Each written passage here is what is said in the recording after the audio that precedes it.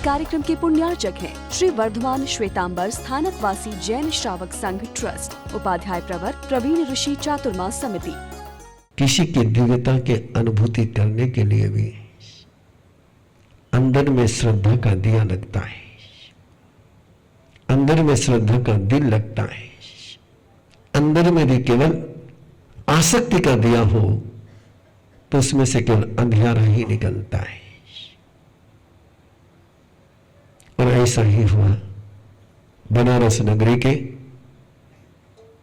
एक यक्ष के मंदिर में ध्यान साधना के लिए हरिकेशी मुनि खड़े थे। वो ध्यान कर रहे थे, वे खोज रहे थे कहां कहां मेरे अंदर में, कहां मेरे अध्यवसायों में, कहां मेरे संस्कारों में, कहां अभी मेरे कर्मों में ये व्यर्थ का जहर पड़ा हुआ है, अनर्थ का कचरा पड़ा हुआ है। उस कचरे को निकालने के लिए वो निरंतर साधना में लगे हुए थे। और उसी समय कौशिक राजा की भद्रा बेटी अपनी सहेलियों के साथ यक्ष की पूजा करने के लिए आई। यक्ष जिसकी पूजा कर रहा है उसकी पूजा करने के लिए नहीं आई, यक्ष की पूजा करने के लिए आई। और यक्ष को प्रदक्षिणा करते हुए वहां खड़े हरिकेशी मुनि को देखा, उसके कपड़े देखे, उसके अंदर की साधना को नहीं देख पाई, उसके वाइब्रेशन को महसूस नहीं कर पाई। और कपड़ों को देख करके उसने मुंह बिचका दिया, तिरस्कार किया, थूक दिया हरिकेशी पर, हरिकेशी के कपड़ों पर। हरिकेशी मुनि को उससे कोई फर्क नहीं पड़ा है, वह तो अपने ध्यान में तल्लीन थे। लेकिन पुजारियों को फर्क पड़ गया है। ये हिम्मत कि मेरे आराध्य के तो इस प्रकार की उपहास करे, मेरे आराध्य के साथ तो ऐसा व्यवहार करे। और सजा देने के लिए यक्ष ने भद्रा के शरीर पर कब्जा जमा लिया। भद्रा उन्मत्त हो गई, पागल हो गई, और उसका वो आवेश, उसका वो स्वरूप देख करके राजा परेशान हो गया। मांत्रिक तांत्रिक सब आए और तब एक मांत्रिक को जवाब देते हुए यक्ष ने कहा, इसने एक तपस्वी की, एक योगी की, एक देव वंदनीय व्यक्ति की आशातना करी है और उसकी सजा इसको भुगतनी पड़ेगी। उसकी एक ही सजा है कि जिसका उसने तिरस्कार किया है उसकी ये दासी बन जाए। इसको जो स्वस्थ रहना है, इसके जीवन की इसको तमन्ना है कि इसकी शादी जिसका इसने तिरस्कार किया है उसके साथ करा दो। क्या जिंदगी होती है, क्या दौर आते हैं। राजा लेकर गया अपने बेटी को पुरोहित के साथ हरिकेशी मुनि के पास। हरिकेशी मुनि को कहा, इसको स्वीकार करो, इससे गलती हो गई है लेकिन इस पर कृपा बरसाओ, इसको अपनी पत्नी के रूप में स्वीकार कर लो। हरिकेशी मुनि ने कहा, मेरा क्या विषय, मैंने इसको कोई सजा नहीं दी है, मैंने तो ब्रह्मचर्य व्रत को स्वीकार किया है, मैं इसको पत्नी के रूप में स्वीकार नहीं कर सकता, मैं इसके साथ शादी नहीं कर सकता। राजा की उलझन, एक तरफ यक्ष ने के रखा है, इसको स्वस्थ रहना है तो एक ही उपाय कि हरिकेशी की पत्नी बन जाए। और जिसकी पत्नी बनाने के लिए यक्ष ने कहा है वो पति बनने के लिए तैयार नहीं है, वो पत्नी के रूप में स्वीकार करने के लिए तैयार नहीं है। घर ले जाऊं तो उपद्रव, ये स्वीकार नहीं करता है। याद रखना, संसार के मोह के सारे रिश्ते संकट की वेला में साथ छोड़ देते हैं।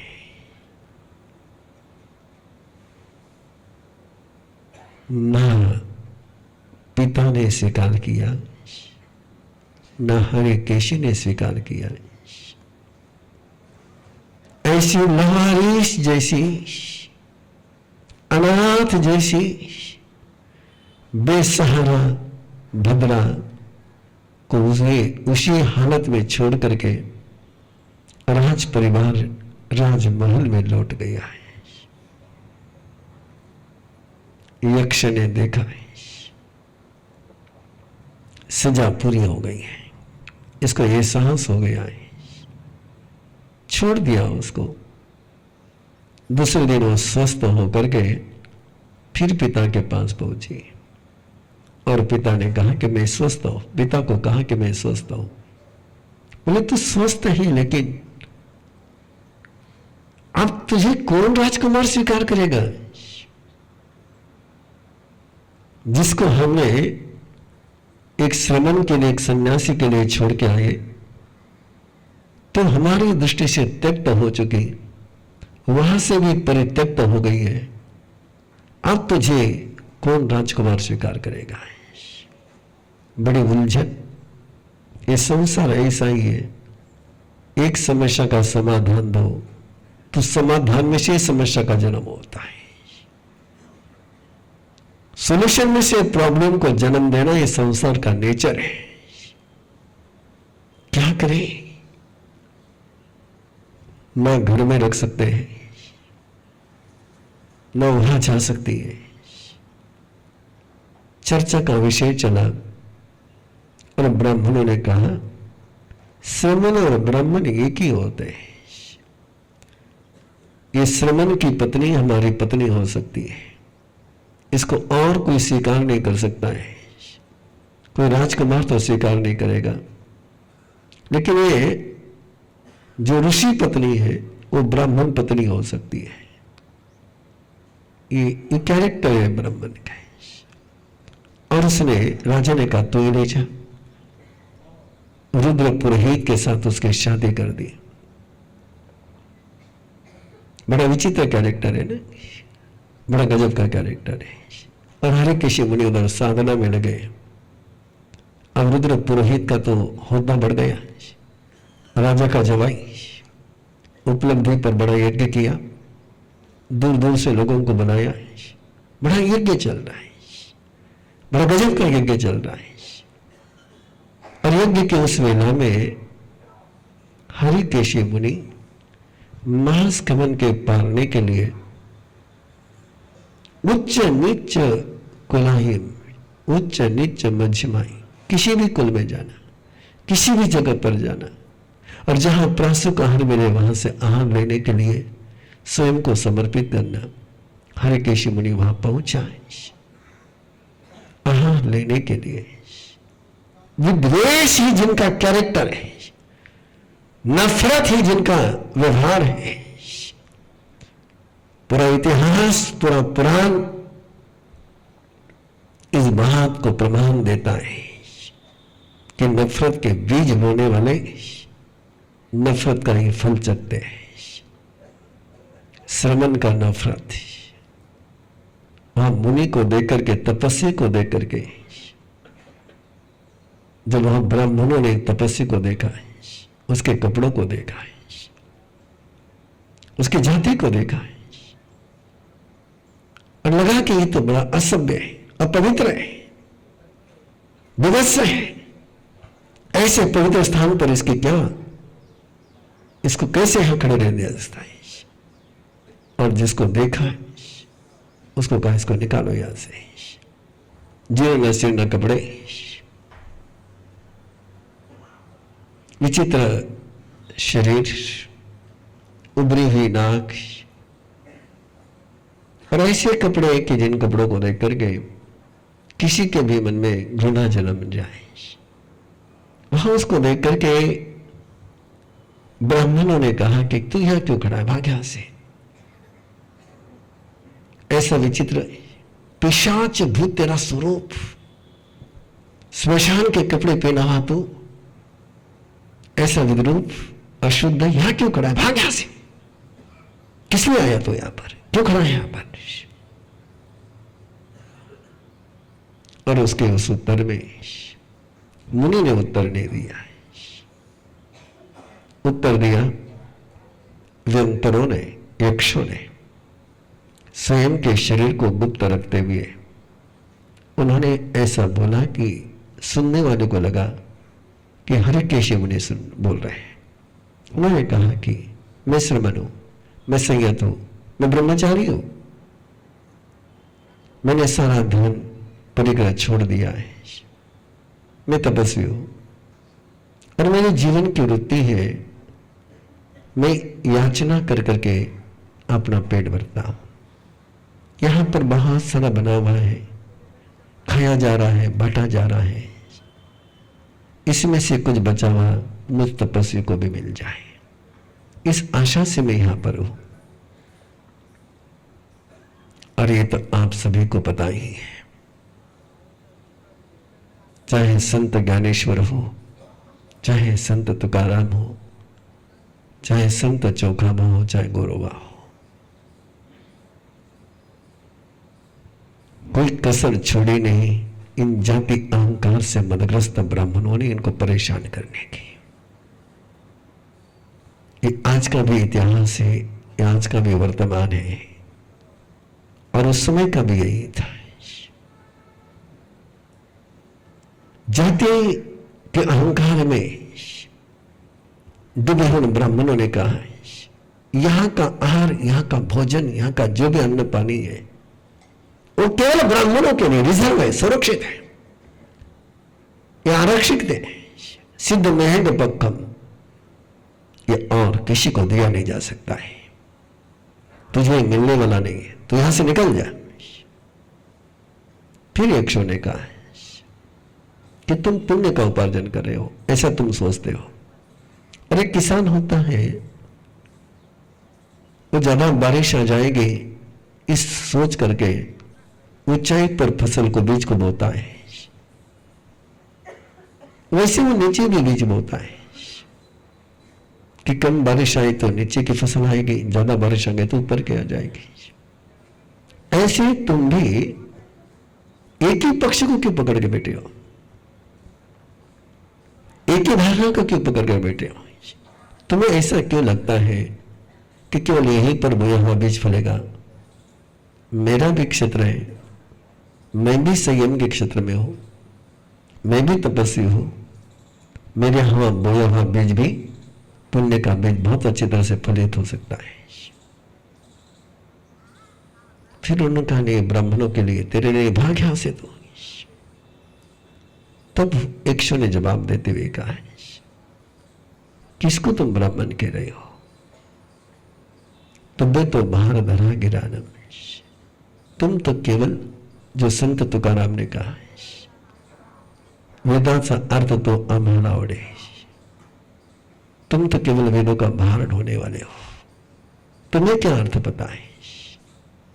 ये शाश्वत वाणी हो, चाहे कबीर बोले, चाहे प्रभु महावीर बोले, चाहे संत तुकाराम बोले, चाहे संत ज्ञानेश्वर बोले, ये सत्य है कि जो जीवन जी नहीं सकते वे केवल शब्दों का बोझ ढोते हैं, उनके दिमाग में बोझ होता है। बोले जो छींका की हिंसा करते हैं ये तो केवल पाप क्षेत्र है।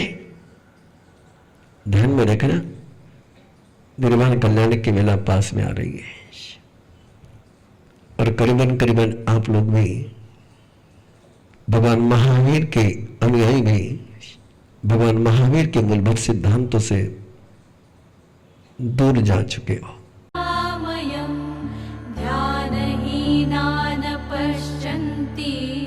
निज देहे व्यवस्थितम् अनंत सुख संपन्नम् ज्ञानामृत पयोधरम् अनंत वीर्य संपन्नम् दर्शन। स्वयं की यात्रा स्वयं के साथ करने के लिए जुड़े हमारे साथ। और हम पुरुषाकार ध्यान साधना के 72 घंटे के रेजिडेंशियल शिविर में 10 अप्रैल से 13 अप्रैल शिकोहपुर मंदिर, दिल्ली जयपुर रोड, गुड़गांव। अधिक जानकारी के लिए संपर्क करें 9310061391।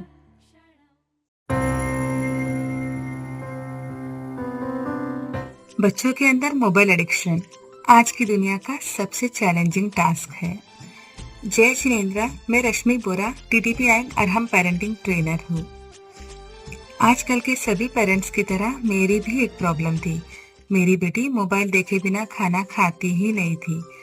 बट ट्रेनिंग के दौरान गुरुदेव हमें बहुत ही सुंदर एंड आसान तरीके से इतने छोटे छोटे ट्रिक्स एंड टिप्स देते हैं जिससे कि हम हमारे एंड हमारे बच्चों की लाइफ में बहुत सारे चेंजेस ला सकते हैं। देव गुरु की असीम कृपा से मैंने उस टेक्निक्स को जब मेरी बेटी पर अप्लाई किया, मैं आप सभी को बता नहीं सकती, सिर्फ 2 ही दिनों में मेरी बेटी ने खाना खाते समय मोबाइल देखना छोड़ दिया। अब मैंने भी अपना मोबाइल खाना खाते समय छोड़ दिया, मेरी बेटी ने भी छोड़ दिया।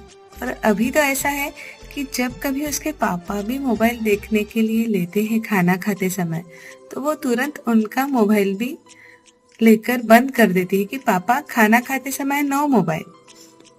में बहुत सारे चेंजेस आ रहे हैं, बहुत छोटी छोटी बातों में बहुत कुछ बदलाव आ रहे हैं जिंदगी में।